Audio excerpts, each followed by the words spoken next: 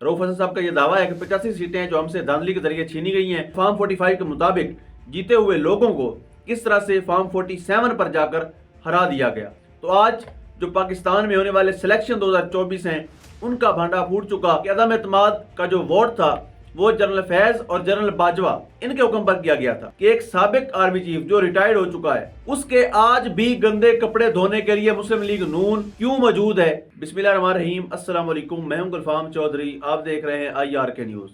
पाकिस्तान में होने वाली कुछ आम तरीन डेवलपमेंट आपके सामने रखनी है। First of all, Pakistan Tehreek Insaf ने इंटरनेशनल मीडिया को बताने का फैसला किया कि पाकिस्तान के अंदर किस तरह से इंतखाबात 2024 में बेज़ाब्तगियाँ की गईं और किस तरह से पूरे के पूरे पॉलिटिकल सिस्टम ने, इलेक्शन कमीशन ने, ब्यूरोक्रेसी ने किस तरह से लंदन से एक इंपोर्ट होने वाले शख्स जो 4 साल तक मफरूर रहे, इख्तियारी रहे और मतलूब रहे अदालतों को, और यहाँ से एक सजा याफ्ता मुजरिम थे और मेडिकल सर्टिफिकेट पे बाहर गए और वहाँ जाकर उन्होंने खूब बर्गर पिज़्ज़े पार्टियाँ की और वहाँ बैठकर पाकिस्तान के हुकूमतों के, रजीम चेंज ऑपरेशन के और अदम एतमाद की एक्टिविटी जो हुई उसके फैसले किए। उनको जब लॉन्च किया गया तो पूरे का पूरा सिस्टम उनके लिए बिछा दिया गया। पाकिस्तान तहरीक इंसाफ ने एट द एंड ये फैसला किया और आज उन्होंने इंटरनेशनल मीडिया के सामने तमाम तर शवाहिद रखे किस तरह से फॉर्म 45 के मुताबिक जीते हुए लोगों को किस तरह से फॉर्म 47 पर जाकर हरा दिया गया और वो लोग जो 1 लाख की लीड से आगे जा रहे थे उनको किस तरह से शिकस्त याफ्ता डिक्लेयर कर दिया गया और जो लोग तीसरे नंबर पर थे, चौथे नंबर पर थे, उनकी सहूलतकारी करते हुए सिर्फ एक आइडेंटिटी लेकर कि ये मुस्लिम लीग नून का नुमाइंदा है या पाकिस्तान पीपल्स पार्टी का नुमाइंदा है, उनको किस तरह जितवा दिया गया और ये ख़ास तौर पर सहूलत मुस्लिम लीग नून को दी गई है। अब उनको देने का जो मकसद था वो सरासर यही था कि उनको चूँकि लॉन्च किया गया था, उनको गोद लिया गया था और उनके हवाले इक़्तिदार को इनके हवाले करने का फैसला कर लिया गया था, इसलिए उनके साथ ये शेयरिंग भी हुई, उनको जितवाया भी गया। तो आज जो पाकिस्तान में होने वाले सिलेक्शन 2024 हैं उनका भांडा फूट चुका और पाकिस्तान तहरीक इंसाफ के वकला ने और उम्मीदवारों ने जिनके साथ धांधली हुई है उन्होंने सबूतों के हमरा इंटरनेशनल मीडिया को आगाह कर दिया है कि किस तरह से पाकिस्तान के अंदर बेज़ाब्तगियाँ हुई हैं। उसके बाद पाकिस्तान के अंदर जो सियासतदान हैं उनको जब इक़्तिदार मिलता है तो वो उस इक़्तिदार के नशे में धुत होकर, अंधे होकर ऐसी एक्टिविटीज़ कर जाते हैं जिसकी बाद में उनको शर्मिंदगी इस पर उठानी पड़ती है और जिसका एहसास उनको बाद में जाकर हो रहा होता है। उन्हीं सियासतदानों में एक सियासतदान मौलाना फजलुर रहमान है जिन्होंने समा न्यूज़ पर इंटरव्यू दिया नदीम मलिक साहब को। उन्होंने बताया कि अदम एतमाद का जो वोट था वो जनरल फैज़ और जनरल बाजवा इनके हुक्म पर किया गया था। इन्होंने सारी पार्टियों को बुलाया और बिठाकर कहा कि इनके खिलाफ अदम एतमाद लेकर आओ। तो सारे प्रोसेस को जब मौलाना साहब ने सारे का सारा भांडा फोड़ दिया, उसके बाद मलिक अहमद खान तशरीफ लाते हैं, टीवी चैनल्स पर प्रेस कॉन्फ्रेंस करते हैं, उसका जवाब देते हैं और साथ वो कहते हैं कि जनरल बाजवा साहब जो थे वो अदम एतमाद के खिलाफ थे, लेकिन मौलाना फजलुर रहमान साहब ने कहा कि अदम एतमाद लाई जाए। अब सोचने की बात है कि मौलाना फजलुर रहमान ज़्यादा तंग थे इमरान खान से या जनरल बाजवा साहब ज़्यादा तंग थे। और यहाँ पर एक हैरानगी वाली बात यह भी है कि एक साबिक आर्मी चीफ जो रिटायर्ड हो चुका है, जो अब गुमनामी की ज़िंदगी गुजार रहा है, जो आज डिप्रेशन की ज़िंदगी गुजार रहा है, जिसका आज पता ही नहीं है कहाँ पे है, उसके आज भी गंदे कपड़े धोने के लिए मुस्लिम लीग नून क्यों मौजूद है, इस बात की समझ नहीं आ रही। यानी नवाज शरीफ जो खुद जनरल बाजवा को गालियाँ देते होते थे, जनरल फैज़ को गालियाँ देते होते थे, जजेस को गालियाँ देते होते थे, उनकी पार्टी की तरफ से दिफा आना और दिफा में उल्टा वो मौलाना साहब को रगड़ रहे हैं। यानी मौलाना साहब को सदारत के ख्वाब दिखाकर उन्होंने जिस तरह से धोखा दिया है तो मौलाना साहब के लिए वाकई बहुत बड़ा सदमा है और उन्होंने आहिस्ता आहिस्ता इंकशाफात करने शुरू हुए हैं। और सोचने की बात यह है कि यही बातें जब इमरान रियाज खान करते थे, अरशद शरीफ शहीद करते थे या बाकी साफ़ी करते थे, उनको उठा लिया जाता था। एक को शहीद कर दिया गया,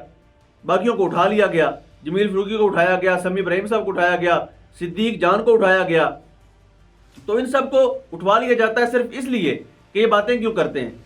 और आज वही बातें वही सियासतदान कर रहे हैं जो उस वक्त PDM के सरबराह हुआ करते थे। क्या उनके खिलाफ भी कोई एक्शन लेगा? क्या उनसे भी कोई पूछेगा या उनको पहले की तरह माफ़ कर दिया जाएगा? सारी गलतियाँ, कुताहियाँ, गुनाह सगीरा कबीरा सारे के सारे माफ़ कर दिए जाएंगे। تو یہ دوہرا معیار پاکستان میں چل رہا ہے جو ریاست کو چلنے میں جو ہے وہ نقصان دے رہا ہے،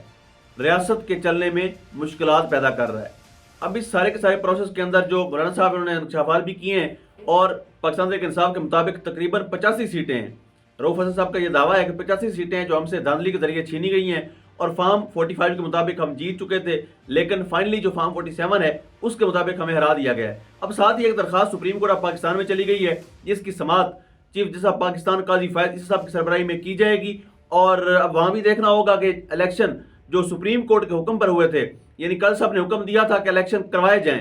یہ حکم نہیں دیا تھا کہ صاف اور شفاف کروائے جائیں۔ برصورت ان کے حکم کی تعمیل ہو گئی، الیکشن ہو گئے، نہ صاف ہوئے نہ شفاف ہوئے۔ تاریخ کے بدترین اور متنازع ترین الیکشن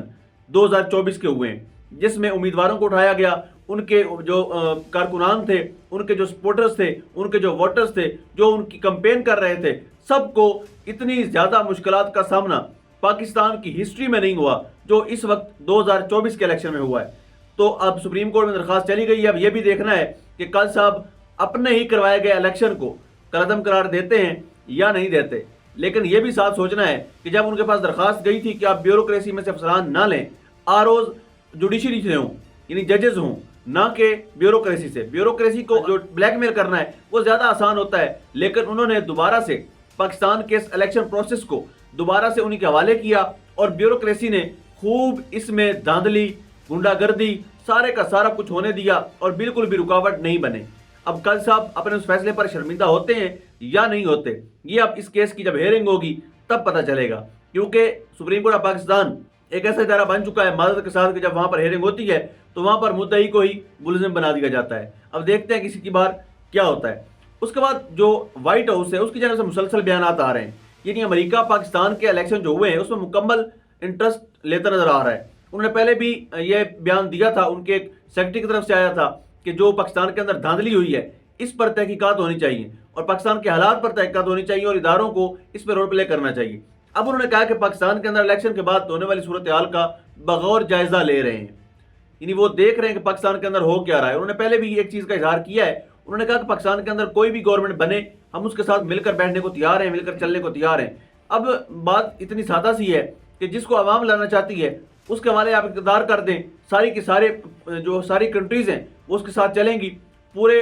دنیا کے اندر جو ساری کی ساری قوتیں ہیں وہ ان کے ساتھ بیٹھیں گی۔ کسی بھی ریاست کے اندر جب قوم کے منتخب کردہ، عوام کے منتخب کردہ حکومتیں آتی ہیں تو پوری دنیا کے لوگ ان سے بات کرنے میں، بیٹھنے میں، ڈیل کرنے میں وہ بالکل کمفرٹیبل فیل کرتی ہیں۔ لیکن جب آپ پی ڈی ایم کی طرح کا کہ بھان پتی کا کنبا اٹھاتے ہیں اور زبردستی سے عوام پر مسلط کر دیتے ہیں، سوشل میڈیا کے اوپر پوری دنیا دیکھ رہی ہوتی ہے کہ آپ کی حکومت کا تماشا بنا ہوتا ہے، پاکستانیوں کا تماشا بنا ہوتا ہے، تو ایسے وقت میں ان کے ساتھ کوئی بات کرنا، کوئی ڈیل کرنا پاکستان کے بہتری کے لیے ہی کیوں نہ ہو، وہ ڈیل کرنا ان کے لیے مشکل ہو جاتا ہے۔ وہ اس لیے کیونکہ ان کو پتہ ہوتا ہے کہ یہ عوامی حمایت سے نہیں آئے ہوئے بلکہ زبردستی سے مسلط شدہ لوگ ہیں۔ علی بن گڈا پور صاحب نے بھی اجلاس بلانے کا فیصلہ کیا ہے، انہوں نے کہا کہ ہم اداروں کو اعتماد میں لیں گے اور اجلاس کے اندر ایسے فیصلے لیں گے جس سے اداروں کو اعتماد میں لیں اور سارا کچھ واضح کریں۔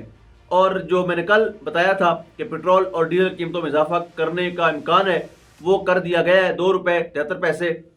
پیٹرول میں اور تقریباً 8 روپے 33 پیسے ڈیزل کی قیمت میں بھی اضافہ کر دیا گیا ہے۔ یہ مہنگائی کا بوجھ مزید آگے بڑھنا ہے، آگے چل کر مزید پاکستان کے لیے مشکلات پیدا ہونی ہے، کیونکہ آگے شہباز شریف صاحب کے ہاتھ اقتدار دینے کا فیصلہ کیا جا چکا ہے، اور پی ڈی ایم نے پہلے بھی 16واں پاکستان کی تباہی کرنے میں اور عوام کو